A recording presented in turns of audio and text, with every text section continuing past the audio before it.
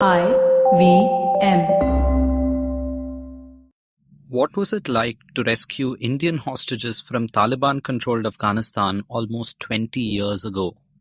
What happened after the Indian Airlines Flight IC814 landed in Kandahar? Spy Master Anand Arni joins us on this episode of the Pragati Podcast to give us a close look behind the scenes.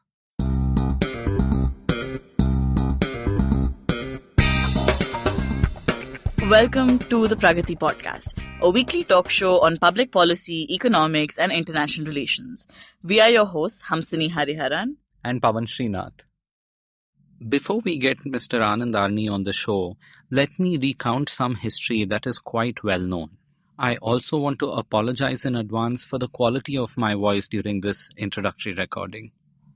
Indian Airlines Flight IC814 was hijacked on December 24, 1999, en route from Kathmandu to Delhi. The terrorist group Harkatul Mujahideen, with the full backing of the Pakistani ISI, committed this hijacking and held 191 people hostage. One person died from a fatal stabbing and 17 were injured in this grave act of terror.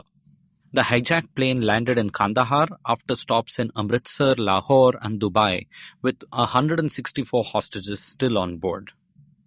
It was then that an Indian team conducted a series of intense negotiations and got the hostages back safely after agreeing to surrender 3 terrorists who were languishing in Indian jails. This is a story that is now over 19 years old, and it has been told many times over. 2 books have been written and endless stories and news coverage has happened since then. But what was it like to be a part of that negotiating team? What were the absurdities and hilarities that went alongside such a high-stakes situation? I hope to share a glimpse of that today with all of you. Anand Arni was a part of the hostage rescue team sent to Kandahar in 1999. Mr. Arni retired as the Special Secretary in the Cabinet Secretariat several years ago and has more recently been a distinguished fellow and advisor at the Takshashila Institution.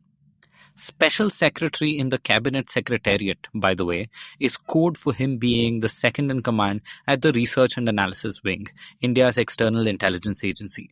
That's the R&AW, by the way, not RAW. Mr. Arni is the polar opposite of a movie spy like James Bond or Ethan Hunt, and India's own Agent Vinod doesn't come close either. He was directly recruited out of college in Bangalore into India's spy agency and spent about 37 years serving with them in various capacities. He spent a significant amount of time in his career looking at Pakistan and Afghanistan and continues to do so today as a scholar and a thinker. In 1999, Anand Arni was a joint secretary in the R&AW. His colleague C.D. Sahay was also in the R&AW. Ajit Doval, our current national security advisor, was then working in the Intelligence Bureau along with Nehchal Sandhu. Vivek Katju was in the Ministry of External Affairs. The 5 of them together formed the Indian team which had to go to a hostile Kandahar. We must remember, this was when the government of India did not recognize the Taliban as a legitimate government in Afghanistan. They were off into very hostile territory. We'll be back with Anand Arni after these messages. Also joining me on this episode as a co-host is my colleague Pranay Kotasthane, who hosts Puliya Bazi, a fortnightly show on public policy in Hindi on the IVM network. Do check it out if you haven't already. Most of you must be here listening to the Pragati Podcast because you're interested in public policy, politics, or international relations. Some of you might have started a career related to public policy, and some of you here may be considering it. I wanted to mention that I am also a member of the faculty at the Takshashila Institution, and we have a range of courses that are designed for busy working professionals and full-time students. And our programs help people make a career out of transforming India. Takshashila's courses are a mix of live online classes and readings and offline workshops. These courses range from 4 weeks to 12 to 48, and several courses are starting in 2019. Please go to takshashila.org.in/education to find the right course for you. And if it isn't the right thing for you, then tell a friend or colleague. The link is in the description. Hello, everybody. Welcome to another week on the IVM Podcast Network. If you're not following us on social media, please make sure that you are. We are IVM Podcast on Facebook, Twitter, and Instagram. I have a little bit of news for people. We are releasing a new version of our app, and as part of that, we're running a beta program. We have about 40 slots left for different users to participate in the beta program, and if you'd be interested in doing that, please go to our website, ivmpodcast.com/appbeta. That's ivmpodcast.com/appbeta. Over there, you'll find a form which will let you submit your email address to us, and we'll invite you into the beta. Again, it's a limited availability, so we're only going to be able to invite so many people, but if you're interested, please do subscribe. And this week on Cyrus Says, Cyrus talks to stand-up comedian Saurabh Mehta about moving from HR to comedy and positioning himself as the first giant stand-up comic. On Simplified this week, the guys talked to Atul Churamani of Magnasound about the golden age of indie pop in the 90s. On the season finale of the Kinetic Living podcast, Coach Urmi spoke to fellow NTC trainer Kunal Rajput, and they talk about kettlebell sports, powerlifting, and how his dad, a Mumbai-based bodybuilder, inspired him to pursue his fitness career. And starting November 19th, we have a very exciting project. We're starting our first history project with Anirudh Kanisetti. It's called Echoes of India. Please do catch it on the IVM Podcast app, website, or wherever you get your podcast from. And with that, let's continue on with your show. Welcome back to the Pragati Podcast. Mr. Arni, welcome to the show. It's a pleasure to finally have you as a guest on the Pragati Podcast.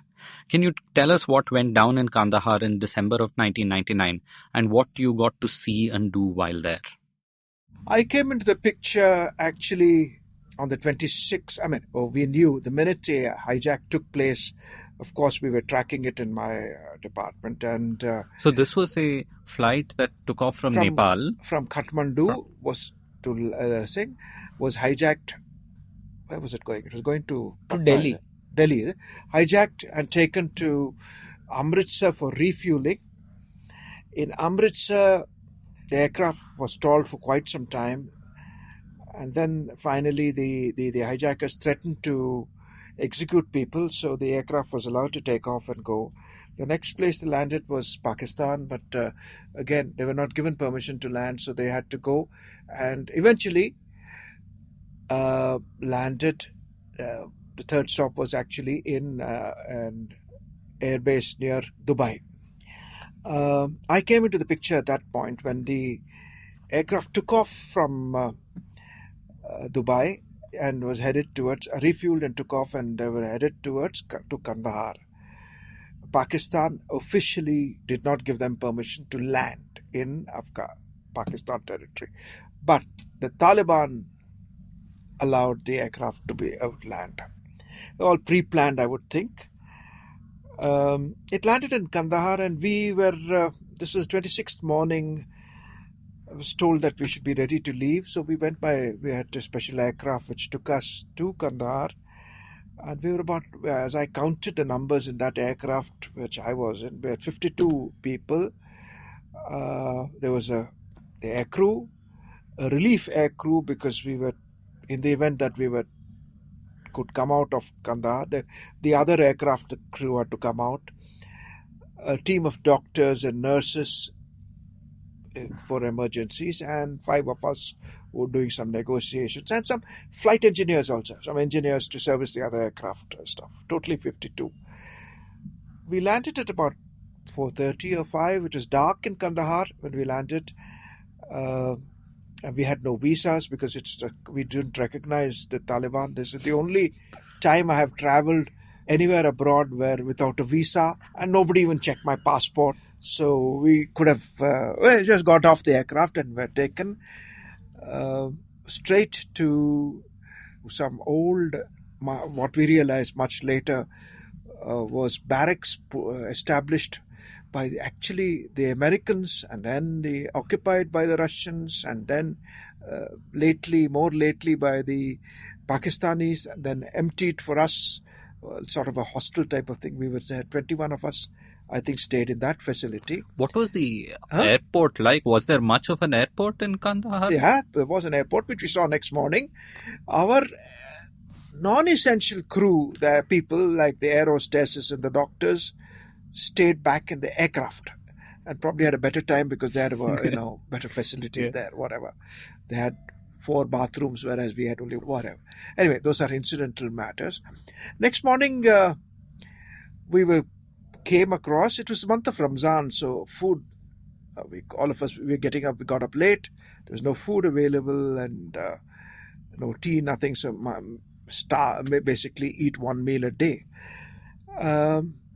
We met Mr. Mutawakil, who was the foreign minister, and we're given a brief description of what happened, what is happening, and point of contact. Actually, we had made some contact with the hijackers the previous evening.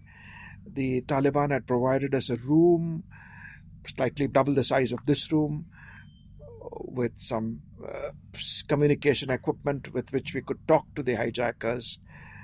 And next day, the hijackers threw down their demands. The demands were for the release of, if I can remember right, 31 or 29 people and some $25 million or its equivalent in rupees. I don't remember exactly what. It was tied to a stone and thrown out of the window, and I remember being one of those who went and picked it up. And then the negotiations started in the evening. Most of the negotiations were in the evening because it was too hot during the day. Tempers would have been frayed because it was a holy month. And they were quiet. We're talking in the evenings. How did you talk to them, Mr. Arni? Like they could understand English or Hindi, Urdu? Okay. We in Hindi, then Urdu, that sort of a thing. And if the demands were thrown out of a window with a rock and a note tied to it, were the negotiations in person? Did the hijackers have a representative? No. The hijackers were in the aircraft. They didn't come out of the aircraft. We were talking to them through the control tower. Okay. That communication setup. They gradually, over a period of 4 days, from 31 and whatever, the money was the first thing that went. And then the demands were whittled down. Mr. Doval, our present National Security Advisor, was the leader of the delegation. And he's the one who actually did the physical negotiation. He managed to whittle them down to 1 plus 2. The one being Maulana Masood Azhar. That was the sole focus of the hijack. The hijack was engineered by people from his own family, 5 hijackers. They only wanted his to secure his religion. But along the way, they asked. Where had he been caught? He had been caught in India, in Jammu, I think. I don't remember exactly where he was caught, traveling as a Portuguese passport. Okay. He was in the Srinagar jail, I guess, right? Jammu jail, I think, yeah. And he's an interesting character. He was joined the Huji, the Harkatul Jihad Islami, a rotund, overweight man, and he couldn't do much in terms of the military training. I think he failed the military training, but was probably some amount of leadership qualities in him.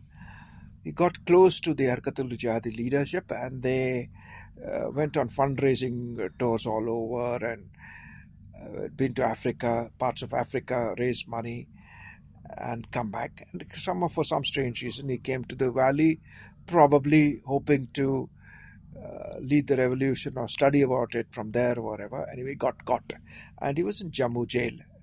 So this whole hijack was ensured to secure his release. And along the way, the other 2 people we had to release one was the famous Omar Sheikh, the London School of Economics educated young man who was also caught in India. And the third one was the only Indian, I would say, only person we can call an Indian, a Kashmiri called Mushtaq Zargar, who headed the Al-Barq. Latram was his alias. He headed a group called the Al-Barq, which is particularly a vicious group, semi-criminal group, not really more of criminals rather than jihadis or leaders or separatists or whatever you call them. So this was the situation which arose. We had to set them, release them. As I told you that we had issues along the way, no food, till the UN started flying in oily chicken burgers from Peshawar. Not so much for us, but more for the hostages, 167 of them. And there might have been vegetarian hostages. Yeah, there would have been definitely vegetarian hostages, but nobody wanted to eat there. Even drinking water was a painful thing for them because their toilets were clogged. They were not released from the aircraft. How long did 6 days that aircraft. Wow. And nothing, and no toilet can work for 6 days. You can imagine the stench in that thing. So nobody ate. Children screaming, and you had that situation. We had the aircraft was actually parked near the terminal, near the arrival and departure lounge, whatever you could call it, whereas our aircraft was the other end of the airfield, exactly the reverse of what should have been, what is established practice in hijacks, where you send the hijacked aircraft as far away from the terminal. But this was done the other way around. It was surrounded by the Taliban, with the guns not pointing inwards, but guns pointing outwards. Just a show, nothing really. There were no enemies coming from anywhere. And it was not hooked to the power supply from the terminal. It was working on what's called an APU, an auxiliary power unit, which normally works for 4 hours at a time. This APU worked for 100 hours before it blew up. So the Air India people told me that when they were going, that this is one thing we will take out, the Indian Airlines people, that we will take out and keep in our museum. It is rated for 4 hours and it worked for 100 hours. But it exploded, and that even the Taliban, when it did explode, even the Taliban thought that the Indians were doing had something. blown up the aircraft. So a whole flurry of activity, and we went up. Oh, so Taliban themselves saw the hijackers. They worried because they came, they woke us up at 6 o'clock in the morning and rushed us to the thing, saying there's been an explosion on board. So they didn't know the whole story about. I think we had one interpreter with us. I've forgotten his name. I used to remember the name very well, but forgotten. He was later picked up by the Americans and sent to a university in the US, where he gained some fame as saying something that women should be more modestly dressed or something like that. Some American university. I'll get the name. If I remember the name, I'll let you know. Mr. Arni, in all this time, what were the hostages thinking? Did they know that there was a negotiation underway? Did you learn later as to how? No, I don't. I never really talked to them. As I told you, we were 5 of us and we were given different tasks. Mr. Doval and one other person went to take, after the negotiations succeeded, take charge of the hijacked passengers. Again, as you know, we can't make passport checks to check who's there. 167 of them. We don't want that there should be only 164, or don't want 169 to come in. So physical count. There were a couple of foreigners. In fact, one Swiss millionaire was on that aircraft. He was headed a firm which made currency notes, paper, I think, and was a Swiss millionaire. So he was on that aircraft. A couple of Belgians, I think, were there, and the same, but mostly Indians. So that was 2. And 2 others had gone in to brief Mr. Jaswant Singh, who had come in. And I was left on the tarmac. So I watched the physical handing over of Masood Azhar first when he came down the aircraft. And the first thing he did was bend down and kiss the ground. And he was taken away by the Minister for Civil Aviation, who was none other than Mansoor Akhtar, who later became the Taliban chief. And obviously they knew each other because there's a lot of bonhomie between the two of them. Next man who came down was Omar Sheikh. I mean, there was a gap of about 5 minutes between each, because one was taken away, the next man came down, and then he came down. And unfortunately, when the next man came down, the call for prayer had been given. The azan was sounded, so nothing was done at that point. So he was down at the ground, and the third man came down a little after that. So once that was done, the passengers was released, and there was a scramble to get onto various aircraft. 3 aircraft, 2 of them took off, one after the other. The third aircraft, which was the hijacked aircraft, couldn't take off immediately, and nobody really wanted to travel in that aircraft because of the stench thing. But it was still working and had enough fuel. Mr. J.R.D. Rao, who was the Deputy Managing Director of Indian Airlines, flew that aircraft himself. he would come with us, and he stayed back and to fly the aircraft back. And a couple of days later, I asked him about the aircraft. He said she flew beautifully, as if there was nothing. She wanted to go back to India. That was the type of phrases. Mr. Arni, I remember you telling us that this was around 26th when all this started, right? And so we were approaching the year 2000. Yeah. So there was something which you had mentioned related to the date which changed suddenly. Mr. Arni, this was to do with the visit of Mr. Jaswant Singh, our then Minister of External Affairs, right? My responsibility in that team was to look after the satellite phones, the communication channel, and it's not that it was assigned responsibility, it's just that I brought the satellite phones with me and I knew how to operate it, so I kept it. It was today satellite phones are very easily operatable, but those days it was IMASat, which had to be aligned to wherever the satellite was, etc. A little slightly complicated. And I was sitting at that, manning the telephone which was on the thing, and I got this call from suddenly phone call came saying, Kandahar ATC, this is Air India. Yeah, it was Air India, not Indian Air India, Bombay. So I told them, without explaining what it is, I said, this is not Kandahar ATC, please get off the line. Twice it happened. The third time he said, hold on, who's talking? I told him, we are in Kandahar, we are the negotiating team, we are not in the ATC. So there was negotiation going on and some people are calling you for something else in this between. Was after they had been told that the negotiations had worked. It will come clearly a little later.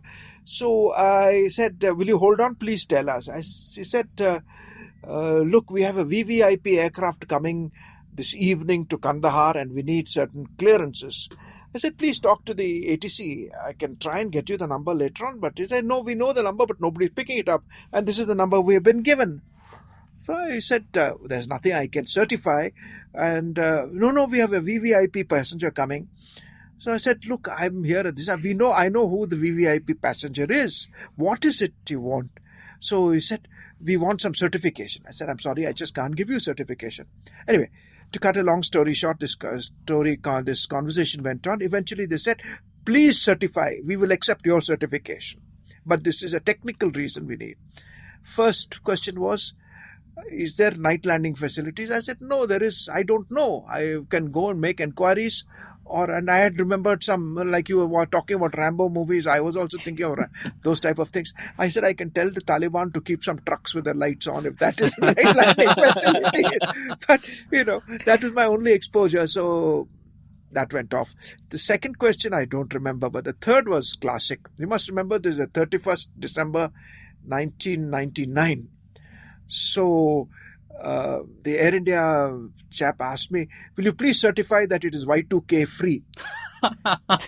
So at that time I lost my temper and said, look, there is not one computer. This is a Taliban-controlled Afghanistan. There's not one computer in this country. Why do you ask that question? Anyway, that was the long and short of it. 31st December 1999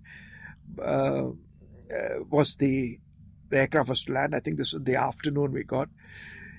Then, of course, the aircraft came and everything was over. We must have left. I landed in Delhi at about 10:30. There was no security. The airport had been taken over by the families and of the passengers coming. The metal detector, the metal frame was broken, and the policemen were helpless, standing in one corner. They're just allowing anybody to go in there. So as people got down from the aircraft, everybody was being lifted on their shoulder, including me, and I was here lugging along one suitcase and two satellite phones, and I was worried about the satellite phones falling. And if the satellite phones had fallen, probably my job would have been in jeopardy. It was expensive things. So I thought the best way to said, I'm not one of the passengers, I'm the negotiating team. They dropped me straight there, from the shoulders. I landed on the ground. That was it. But it was euphoric, the mood. I went home and my wife and kids were sleeping. They didn't know. I woke them up and I said, this is the 31st December 1999. We are going to go and celebrate New Year somewhere or the other. Went to a friend's house and spent New Year there. Did they know that you were also in Kandahar at that Who, point? my wife and... that is another story. I myself didn't know I was going to Kandahar. On the morning of 26th, I went to office little late. And normally I'm there fairly promptly. But that day I came a little late because I spent the whole night at the office the previous night in connection with this drama. And had gone home to have a bath and take a short nap and come. So I must have reached office about 10:15 and I saw people waiting for me and said, typical bureaucratic language, Saab yaad kar rahe hain. I said, kaun si saab? Bade saab. So I went there and I found my chief sitting and said, where are you? I said, sir, I went home to change. I've been up this thing. Oh, no, come sit down. Then that's when I discovered that I was to go to Kandahar along with then number 2 of the department. 2 of us were to be formed the team. So I said I have to go home and get my clothes. I was told, go and come straight to went home. My wife had been away. Wife had gone out somewhere. House was locked. Nobody at home. So I opened the house. There were no mobile phones at that time. So I just left a brief note on the door and on the fridge to say, look, I've been asked to go to Kandahar. I'll try and contact you because I knew I had the sat phones this evening, or try and talk to you from the airport if you're back home. That was not possible. Anyway, that was the only thing. I could not say goodbye or anything like that. So it was only a message yes, on the just fridge. a message. And when you pack in such a hurry, you do stupid things. I'd forgotten to take towel. I'd forgotten to... When you go overseas, you don't normally take a towel because you expect to stay in a hotel. But I hardly had a hotel to stay in. So that was it. Mercifully, the air hostess came to my rescue. And the small hand towels that you get to wipe your hands and after you take off. So in a big tray, 24 of them. The moist towelettes. Yeah. Exactly. I used that because I had no towel for the first 2 days. Mr. Arni, you just mentioned that there were 52 people who went to Kandahar and there was one core team which was negotiating. What were the other people up to? There was a team of doctors and nurses, and the doctors and nurses were picked up from Safdarjung Hospital. The analogy there being that, the analogy being that since 50% of the hostages were women and children, you needed women doctors. So when we got into the aircraft, I discovered that we had probably half the contingent were women. Air hostesses, the nurses, and the women doctors. You were landing up in Taliban-controlled Afghanistan, which is entirely burqa-clad, with Air India air hostesses wearing saris, and people and exposing the navels, which was unheard of in Taliban-controlled Afghanistan. So after about 2 days, I suspect that they were they were bored, they're getting worried. Then we were miles away from Kandahar, the airport, and they wanted to see a bit of Kandahar. So we talked to the Taliban, and the Taliban arranged for some vehicles and said that they can go to Kandahar to take a look at whatever there is. And what they shop for, I know, is only dried fruits. I don't know whether they picked up anything else. But along with the 4 vehicles came a set of burqas. And Mr. Mutawakil, the foreign minister, gave it to me and said, please ask women to cover themselves. If they're wearing salwar kameezes and they cover them hair with their that's okay. But the women in saris, please ask them to wear burqas. That was done. But I'm told from the ladies who came back that they had a great time there because the shopkeepers were exceedingly friendly and sold things to them at prices which were probably less than what they had paid for it. And a couple of them asked questions in Urdu. Of course, they were trying to keep them separate, but a lot of them came up and asked about Urdu. Some of the questions, I'm told, were related basically to Bollywood. Okay. And what currency did they use to pay the shopkeepers, if I can ask?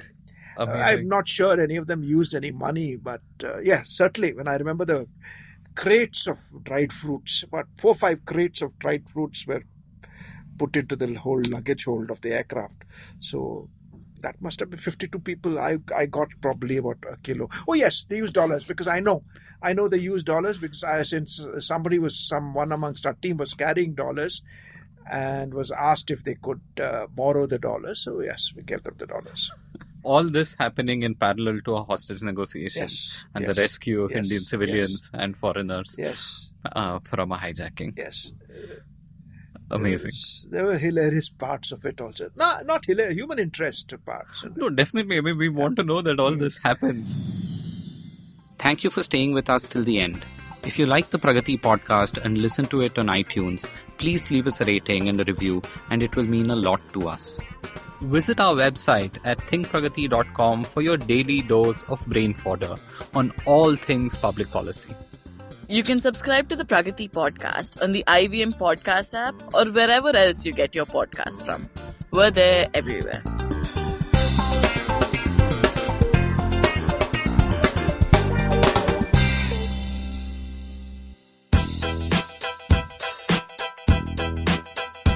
Yeah. It's IVM here, let's go. We the IVM kids on the block over here. Just to talk, taking a break from producing all day. Coming on this podcast cause we got stuff to say. IVM Daily is the name of the show. Monday to Friday, we ready to go. Talking about stuff in our head. We might even talk about our favorite bread. Signing out, it's IVM here, the podcast network that's in your ear. Catch IVM Daily, Monday to Friday on the IVM Podcast app or wherever you get your podcasts. Shunyawan, Shunyawan, Shunyawan, Shunyawan.